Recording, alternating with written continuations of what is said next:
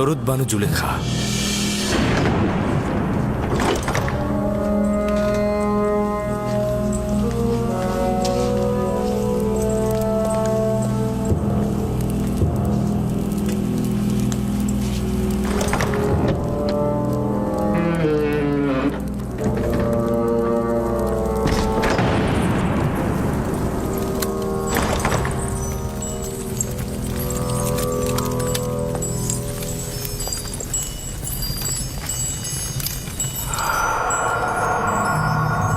তুই অবগত রয়েছিস যে তুই আমার গোলাম? জি আমার বানু। এবং জানিস যে একজন গোলাম অবশ্যই তার মালিকের প্রতি আনুগত্য প্রকাশ করবে। এখন পর্যন্ত কোনো অবাধ্যতা দেখেছেন কি?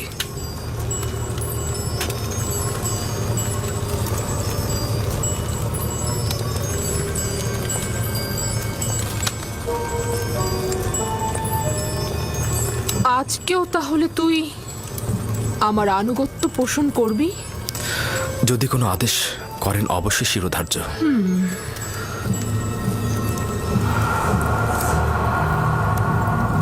আজকে আমি নিজেকে তোর জন্য প্রস্তুত করেছি। খোদা তোমার কাছে পানা চাই। আপনি আমার কাছে কি চাচ্ছেন? খেয়ানত কি? আমি তো বলেছি আপনার কাছে সারা জীবন অনুগত থাকবো আমি, কিন্তু অনুগত আর বিশ্বাসের খেয়ানতের মধ্যে ভিন্নতা রয়েছে। আপনি আমার কাছে কি চাচ্ছেন? আমি তোর কাছে তোকে চাই।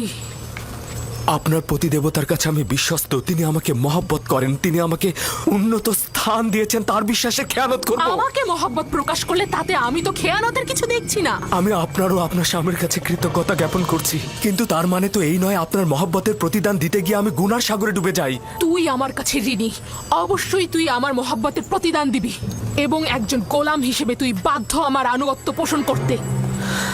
যিনি আপনাদের দয়া আমার উপর বর্ষণে সাহায্য করেছেন তিনি হচ্ছেন আমার খোদা। সে কারণে আমি আপনাদের চাইতে বেশি এবং আপনাদের থেকে পূর্বে তার কাছে ঋণী। আমি নিজেকে ইজ্জতের তুঙ্গ থেকে তুচ্ছ অবস্থানে নিয়ে এসেছি যাতে তোকে হস্তগত করতে পারি। আমি অধিকার ছাড়বো না।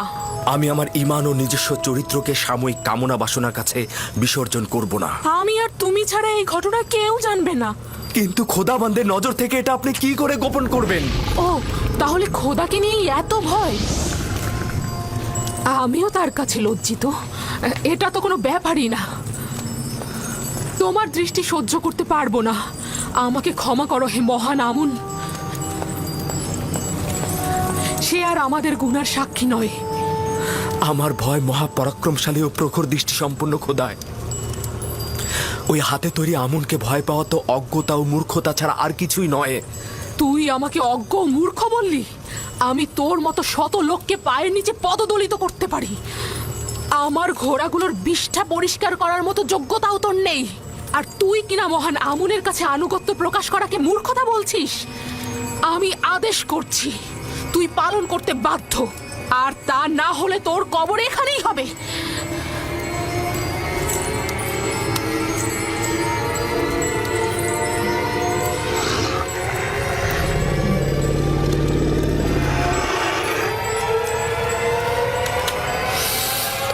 আপনার ফরমান তো আমি ততক্ষণই মানব যতক্ষণ আমার একাত্মবাদী খোদার ফরমানে কোনো ক্ষতি না হয়।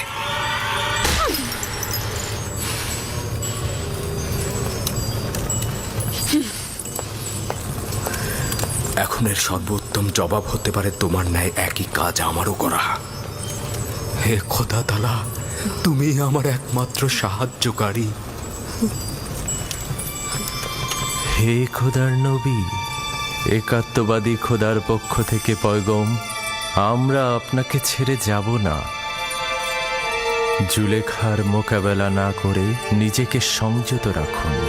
সে শয়তান দ্বারা পরিচালিত হচ্ছে। যেহেতু ইউসুফ তার কামনার প্রতি আনুগত্য করছে না, তাই সে জবরদস্তির আশ্রয় নিয়েছে। সে ক্রমাগত কৌশল করে যাচ্ছে। এটা শয়তানেরই ফাঁদ। পেছনের দরজা দিয়ে প্রস্থান করুন।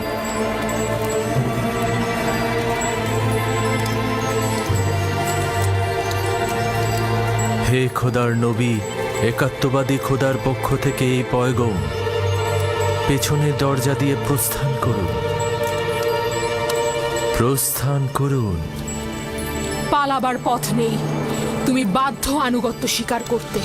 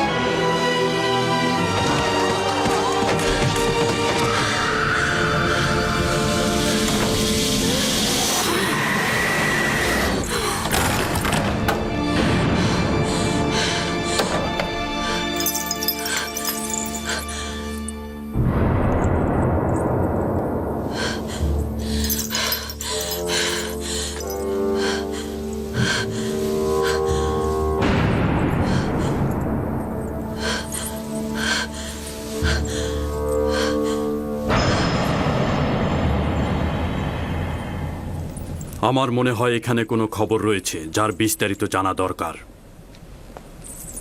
শুনতে চাচ্ছি, যে কেউ একজন কি বলবে? হায় আফসোস আমার, এই সকল মহব্বতের প্রতিদান দেখুন। দেখছেন তো আপনার সহধর্মিনীর সাথে সে কি আচরণ করেছে। এর শাস্তি কি? সে আপনার সহধর্মিনীর প্রতি কুদৃষ্টি পোষণ করেছে। তাকে কঠিন শাস্তি দিয়ে জেলখানায় নিক্ষেপ করুন। বানু জুলেখা মিথ্যা কথা বলছে জনাবে মালিক। আমি দেখেছি জনাবে আলী, ইউজারসিফ কৌশলে বানু জুলেখার কক্ষে প্রবেশ করছে। আলী জনাব, আমি এর বিপরীতে যে কোনো দলিলই নিয়ে আসি না কেন, সেটা আপনার কাছে গ্রহণযোগ্যতা কখনোই পাবে না। কারণ এতে বানু জুলেখার সম্মানহানি ঘটবে এবং আপনি তার পক্ষে রায় দেবেন। আর কারো সাহসও নেই সত্যটা বলার। আপনিও নিশ্চয়ই সেটাই চাইবেন। এর থেকে বেশি ক্রোধের সৃষ্টি করো না। আমি দলিল ও সাক্ষী দেখতে চাই। আমি আসল গুনাহগারকে ধরতে চাই।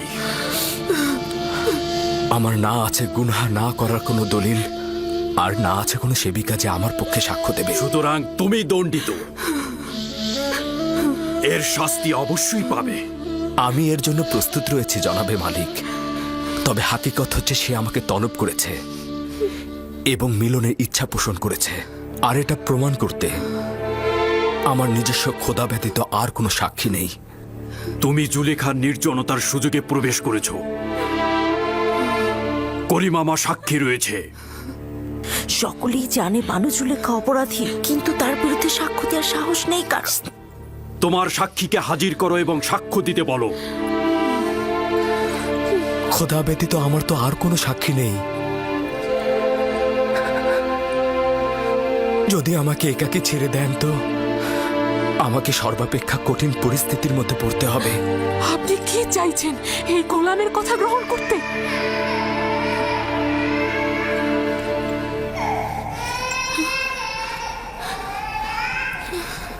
যদি নিজেকে নিষ্পাপ প্রমাণ করতে না পারো,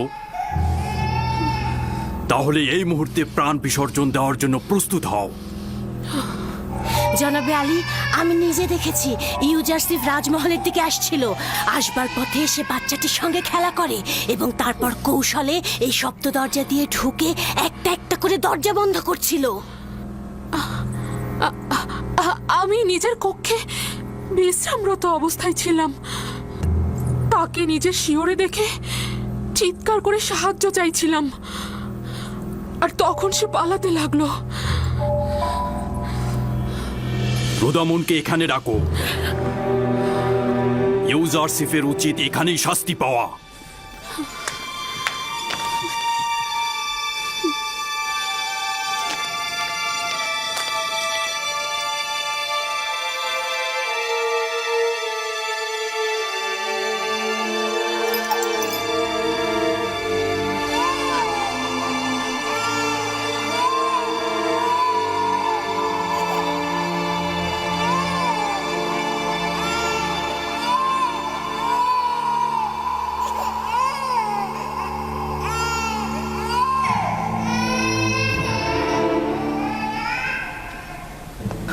আমার সাক্ষী আছে। কে তোমার সাক্ষী? নিয়ে এসো তাকে, এই মুহূর্তে তাকে তলব করো। জি জনাবে মালিক, অবশ্যই আমি সাক্ষীকে হাজির করে সত্যটা প্রমাণ করে দেব। সে না আমাকে চেনে, আর বানু জুলেখাকেও চেনে না। সে না আমাকে সমর্থন করবে, আর এমনও নয় বানু জুলেখার সাথে তার কোনো দুশ্মনী রয়েছে।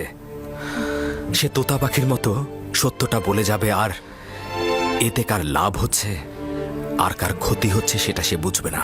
সে কে? শাস্তি পাবার পূর্বেই তাকে এখানে তলব করো। আমার সাক্ষী সেই শিশুটি যার কান্না আপনি এখনো শুনতে পাচ্ছেন। তুমি কি আমার সাথে ঠাট্টা করছো? না জনাবে মালিক, আপনার কাছে আমি তাগাদ করছি, ওই শিশুটিকে দয়া করে এখানে নিয়ে আসুন, তাহলেই সত্য প্রমাণিত হয়ে যাবে। একজন নবজাতক সাক্ষী দেবে? সে তো এখনো কথা বলতেই শেখেনি। ঠিক আছে, বলুন তাকে নিয়ে আসতে।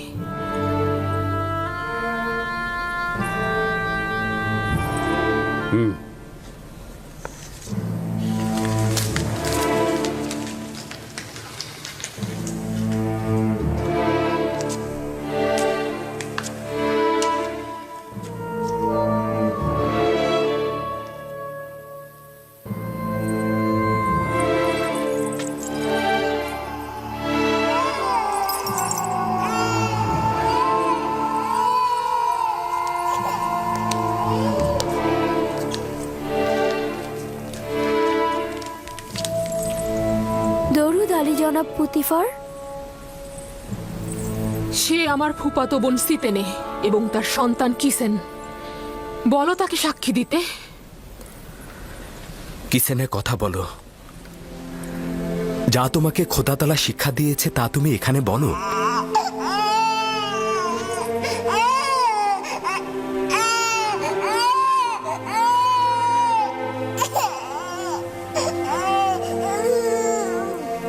বলো কিসিনে।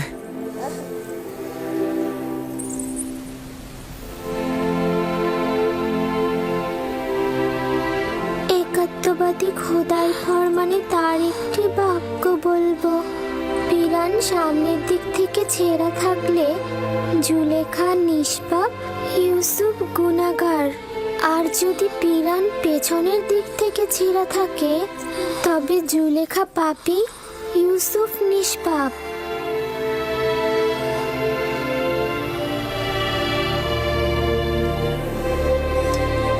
তুমি কি করে কথা বললে লক্ষ্মী সোনা আমার?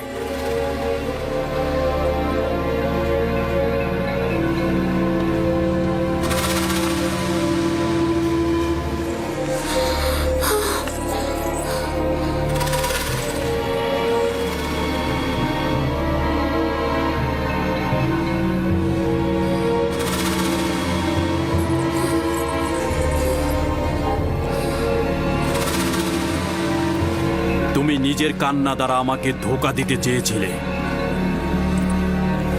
আসলে নারীদের প্রতারণার ফাঁদ খুবই বিশাল।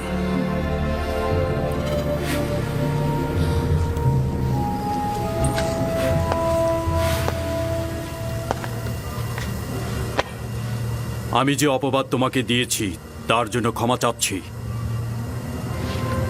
আশা করছি আমাকে আর জুলেখাকে ক্ষমা করবে এবং এই ঘটনা সব সময়ের জন্য গোপন রাখবে।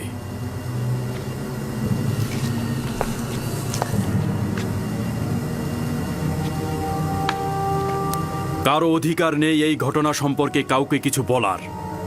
যদি এই ঘটনা কেউ প্রকাশ করে থাকো তাহলে তাকে কঠিন শাস্তি দেব। চলে যাও।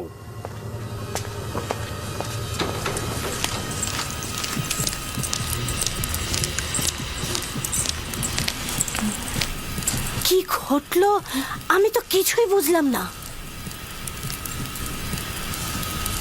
একটা শিশু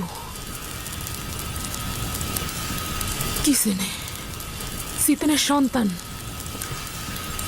সে কথা বলেছে এবং সবকিছু প্রকাশ করেছে। একজন নবজাতক শিশু কি করে কথা বলতে পারে? কিন্তু সে তো বলল। কিন্তু কিন্তু এটা কি করে সম্ভব? আমি জানি না, ইউজারশিপ তাকে বলতে বলল এবং সে সব সত্যি সত্যি বলে দিল। অবাক করার বিষয় হলো শিশুটি একত্ববাদী খোদার নাম করে কথা বলা শুরু করে দিল। এটা জাদু। যদি বাচ্চাটি কথা বলেও থাকে, তার জাদু ব্যতীত আর কিছু না। ইউজারশিপকে যা দেখছেন সে আসলে তা নয়, সে জাদুকর। সে বাচ্চাটাকেও জাদু করে ফেলেছে। আমার বিপক্ষে কারো সাক্ষী দেওয়ার সাহসী ছিল না, শুধুমাত্র এই শিশুটি। বানু, সে জাদুকর। সে জাদুকর এবং সে সবাইকে জাদু করে ফেলেছে। আমি বন্ধ করো কারি মামা।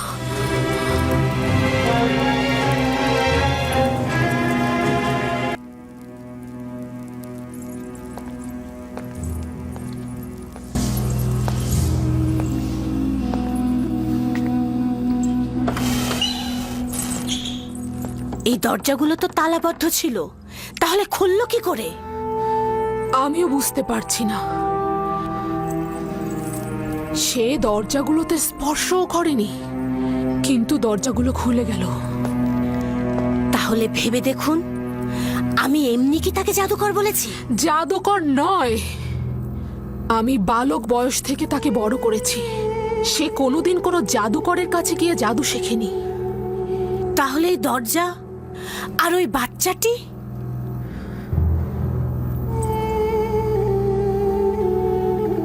সত্যি তো, এই ইউজারশিপ কে?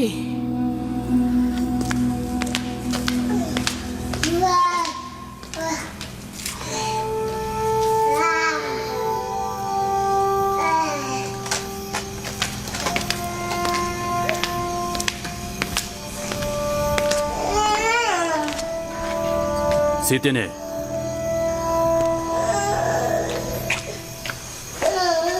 দরুদ আলী জনাব পুতিফার। তুমি কিভাবে কথা বললে? আমার তো বিশ্বাসই হচ্ছে না।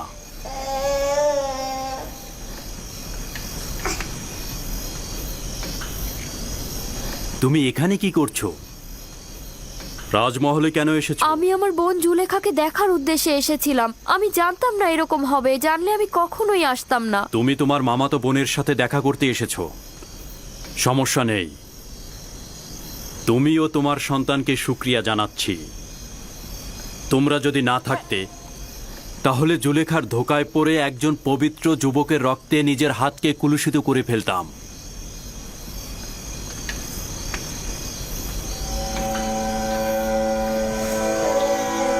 আমি তো বুঝতেই পারছি না তুমি কি করে কথা বললে। জানো না জুলেখার কি হাল হয়েছিল? 6 মাস বয়সে শিশু কথা বলেছে, আমি নিজের কানে শুনেছি।